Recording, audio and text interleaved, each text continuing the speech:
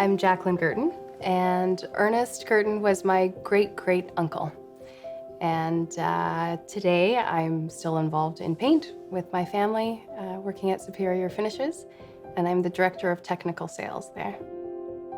Superior Finishes manufactures industrial liquid paints for the OEM industries and sell business to business, and yeah, we make paint.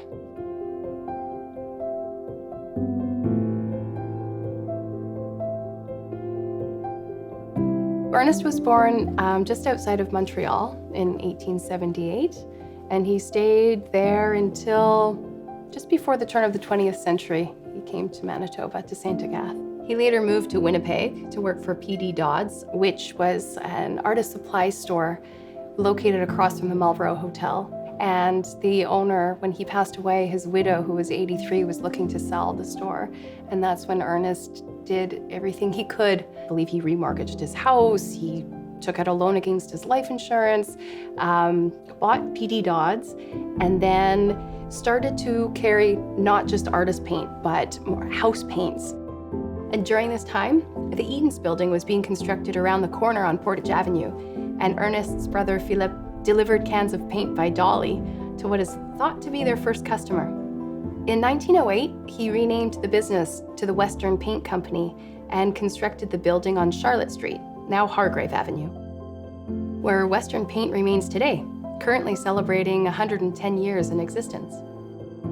At the time of his passing, his estate was $950,000, which is a lot today, and so in 1953, that was an enormous amount, and he left 1/3 of it to his widow Louise. The other 2/3 of his estate were bequeathed to nieces, nephews, a large amount to one of his employees at Western Paint, and University of Manitoba, St. Boniface College, St. Boniface Hospital, Sakaka School.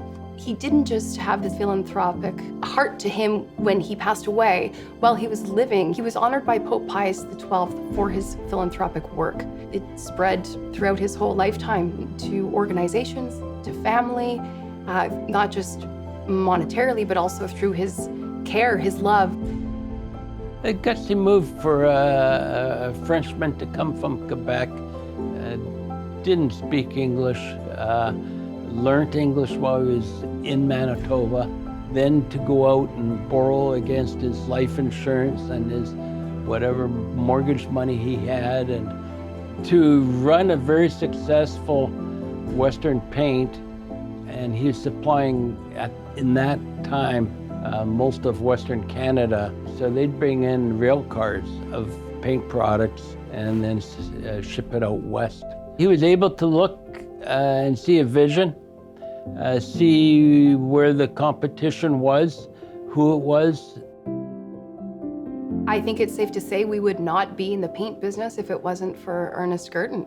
All these sort of trickling down effects that started with this one man coming to St. Agathe from a small place outside of Montreal in the late 1800s and has influenced all these other companies with different involvement in different families.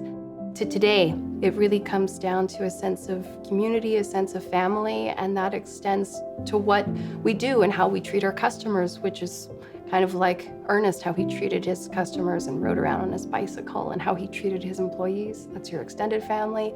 So I think that we've learned more and been impacted more by Ernest than we can even realize, than we have any idea of. It's in the blood.